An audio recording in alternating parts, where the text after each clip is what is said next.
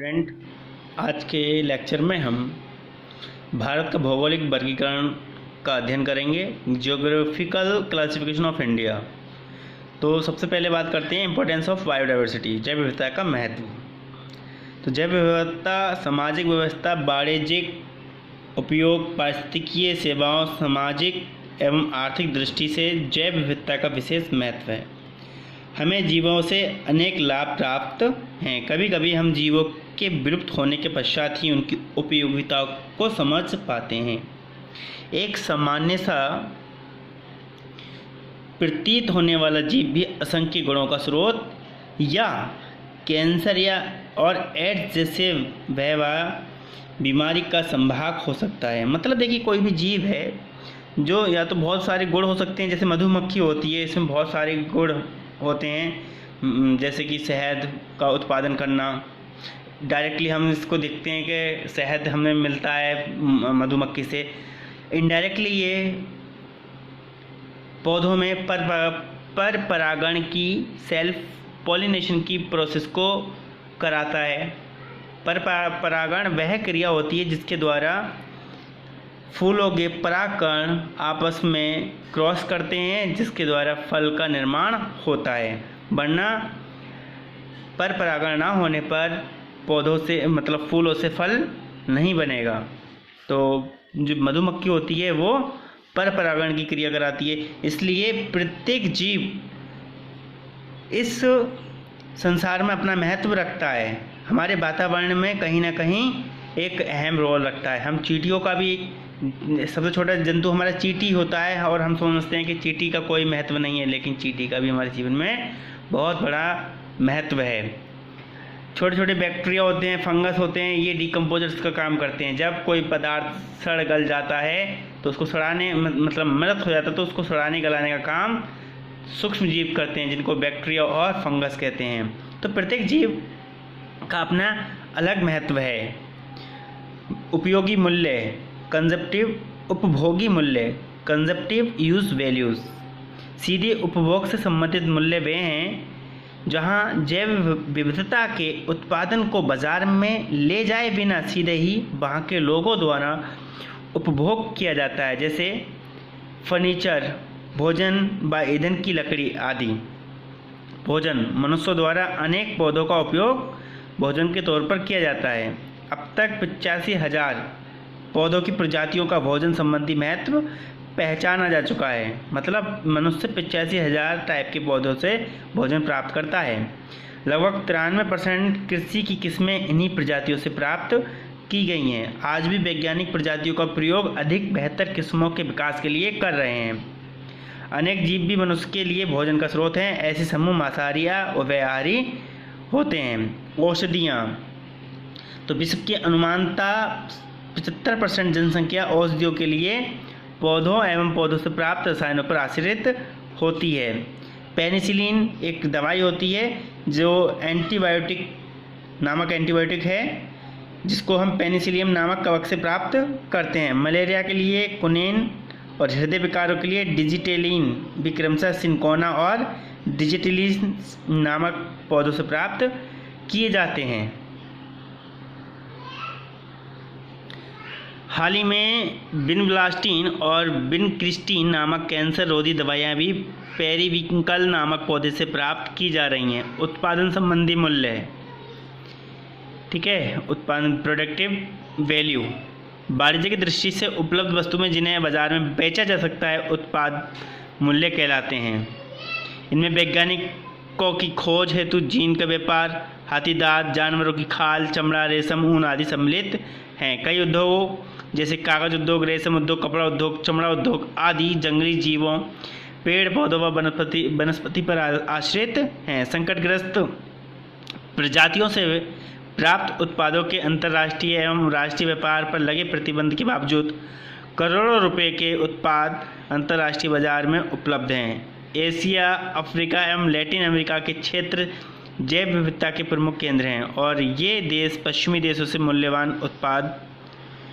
उत्पादों का करोड़ों का सौदा करते हैं। सामाजिक मूल्य, सोशल वैल्यू, जैव विविधता के वे मूल्य हैं जिनका सामाजिक पारंपरिक, धार्मिक व मानसिक मूल्यों से संबंधित महत्व है। देखिए, जैव विविधता की बात हो रही है, पेड़ पौधों की बात हो रही है, जीव जंतुओं की बात हो रही है। प्रत्येक जीव का, जैसे कि मैं बता रहा हूँ कि प्रत्येक जीव का अपना एक अहम स्थान होता है इस जगत में। उसी प्रकार से सामाजिक मूल्य क्या है? देखिए, तुलसी की हम पूजा करते हैं, पीपल की पूजा करते हैं, आम, बेलपत्र आदि वृक्षों की पूजा की जाती है। इन पेड़ों के पत्ते एवं फल पूजा के दौरान प्रयोग किए जाते हैं। जंगलों में रहने वाली प्रजातियां इन वनों को अपना घर मानती हैं। इन लोगों के त्योहार, गीत, संगीत, रीति रिवाज, परंपराएं आदि प्रकृति से पूर्णतः जुड़े हुए हैं। गाय, बैल, नाग, मोर, उल्लू आदि पशुओं को हमारे समाज में पवित्र माना गया है। इस प्रकार जैव विविधता के साथ सामाजिक एवं धार्मिक महत्व भी जुड़े हुए हैं, जो विभिन्न संस्कृतियों की पहचान है। नैतिकता संबंधी मूल्य, तो देखिए कैसे होता है।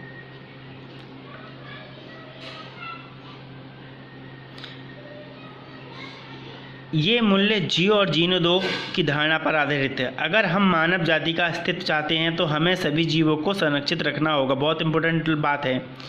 व्यवहार के अनुसार किसी प्रजाति से हमें कोई लाभ प्राप्त हो या ना हो, तो हमें ये मानना होगा कि उस प्रजाति के अस्तित्व से हमें खुशी प्राप्त होती है। भले ही हमें कंगारू, ज़ेबरा या जिराफ से कोई सीधा लाभ नहीं मिल रहा, पर हम सभी ये चाहेंगे कि इन प्रजातियों को इस धरती पर जीना चाहिए। ये अस्तित्व संबंधी मूल्य है। सभी जीवों के प्रति प्रेम भाव आवश्यक है। सौंदर्य संबंधी महत्व, पारिस्थितिकी सेवाएं, तो ये सब क्या है? भारत की भौगोलिक वो है, और जीव विविधता पर कैसे हम जीव विविधता के अंतर्गत इन टॉपिकों को रख सकते हैं। जीव विविधता ये जो हमें इन सारे टॉपिक्स के बारे में बताती है। मतलब जीव विविधता नहीं होगी तो उत्पादन संबंधी मूल्य नहीं समझ में आएगा, सामाजिक मूल्य नहीं होगा, नैतिकता संबंधी मूल्य नहीं जान पाएंगे, सौंदर्य संबंधी महत्व, पारिस्थितिकी सेवाएं, ये सब क्या हैं? जैव विविधता से ही संबंधित हैं। जीवों का आर्थिक मूल्य, कुछ तथ्य एवं अनुमान। जीवों का आर्थिक मूल्य, कुछ तथ्य एवं अनुमान। एक नर शेर अपने सौंदर्य के आधार पर लगभग 7 वर्ष में पर्यटन से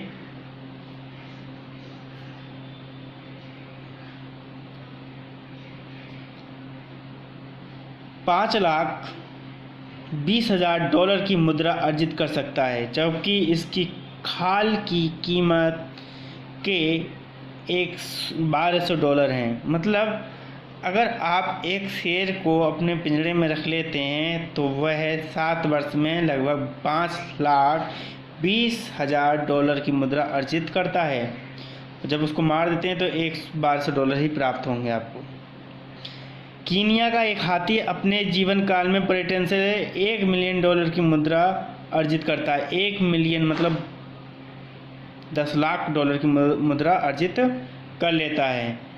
रवांडा में पाए जाने वाले पहाड़ी गोरिल्ला प्रतिवर्ष 4 मिलियन डॉलर अर्जित करने का साधन है। 4 मिलियन, बताइए गोरिल्ला।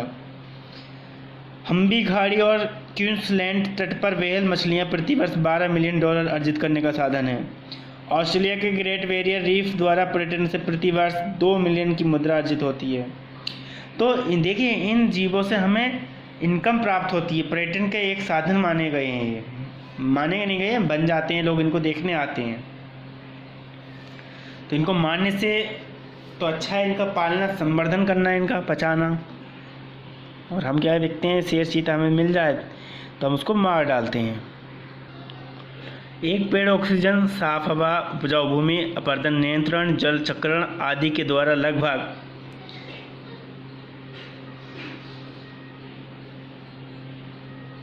इकाई, 2.5 सैकड़ा, 1000, 10,000, लाख, 10 लाख, 19,62,150 डॉलर की सेवा प्रदान करता है, जबकि लकड़ी के लिए इसे मात्र 590 डॉलर में बेचा जा सकता है।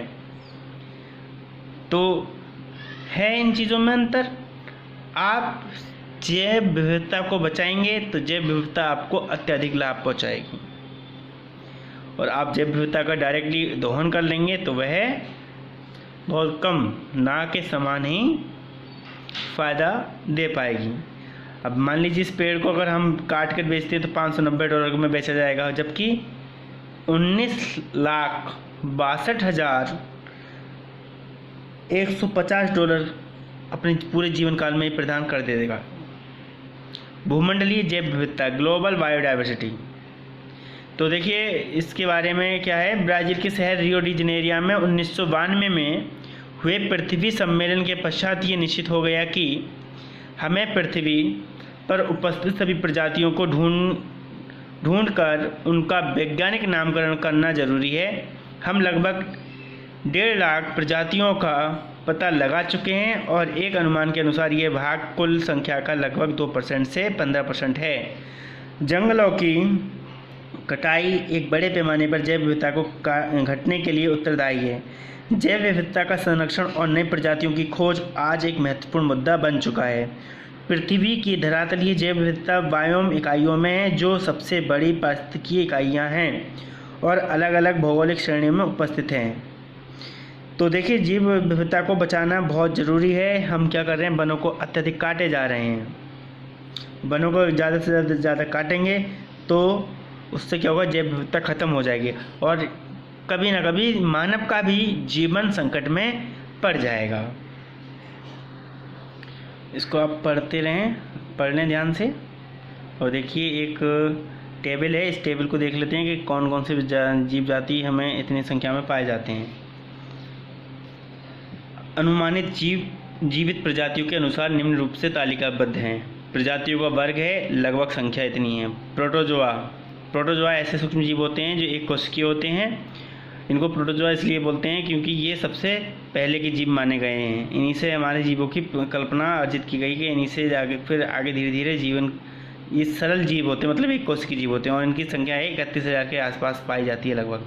बैक्टीरिया व नीले हरित शैवाल ये 5,000 के लगभग पाए जाते हैं। स्पंज 5,000 के लगभग पाए जाते हैं। घोंगे स्लग ये लगभग 70,000 के आसपास पाए जाते हैं। घोंगा जो होते हैं मतलब जैसे मोती जिसमें निकलता है, ठीक है। रेप्टाइल्स यानी कि सर्प, छिपकली आदि ये 5,000 प्रजातियां पाई जाती हैं। जितने भी टाइप के सांप हैं, घड़ियाल हैं, मगरमच्छ हैं, छिपकलियां हैं, डायनासोर्स हैं, ये सब रेप्टाइल्स में आते हैं। स्तनधारी मतलब जो स्तनधारी उनको बोलते हैं जो बच्चे पैदा करते हैं, उनकी जातियाँ लगभग कितनी है, 4,000 हैं। एम्फीबियन, मेढक आदि मतलब एम्फीबियन उनको बोलते हैं जिनकी त्वचा चिपचिपी, जिसमें मेढक आते हैं, सैलामेंडर आते हैं। इनकी संख्या लगभग कितनी है, 4,000 है। कीट पतंगे मतलब इंसेक्ट वर्ग में, और ये सबसे ज़्यादा पाए जाते हैं। 7,50,000 के आसपास इनकी संख्या है। जैसे मच्छर है, मक्खी है, जितने भी जो 6 पैर के जीव होते हैं वो सब इसी में आते हैं, कीट पतंगों में आते हैं। मोस्टली मतलब इंसेक्ट की, कीट पतंगों की क्लासीफाइड किया गया है। ऐसे जंतु को रखा गया है जिनके पैर 6 होते हैं, समथिंग 6 पैर, यानी कि जोड़े, आर्थ्रोपोडियंस बोलते हैं उनको, जोड़े में पैर पाए जाना। जेलीफिश, मूंगे आदि ये 10,000 के आसपास हैं। कवक ये 45,000 के आसपास हैं। उच्चतर पौधे ये 2,50,000 के मतलब 2.5 लाख के आसपास हैं। केचुए, राउंड वर्म ये 36,000 के आसपास हैं, जिसमें राउंड वर्म उनको बोलते हैं केचुए, यानी कि एनिलिडियंस बोलते हैं इनको, एक किंगडम होता है इनका, तो उसमें 36,000 हैं ये। माइट, टिक, झींगा आदि ये 1,20,000 के आसपास हैं। पक्षी 9,000 के आसपास। मछलियाँ यानी कि शार्क ये 22,000 हैं। शैवाल 27,000 के लगभग हैं। कुल प्रजातियाँ 1,00,000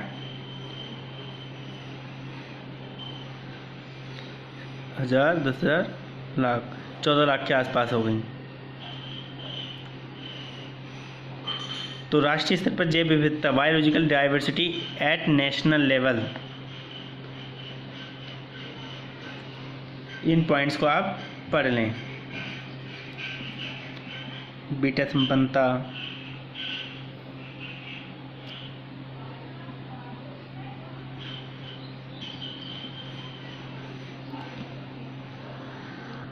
देखिए टेबल दे रखी है। भारत में कुछ प्रमुख वर्गों की प्रजातियों का विवरण निम्न रूप से तालिकाबद्ध है। वर्ग के आधार पर प्रजातियाँ, बैक्टीरिया लगभग 850 पाए जाते हैं। पशु, आर्थ्रोपोडा, मकड़ी आदि।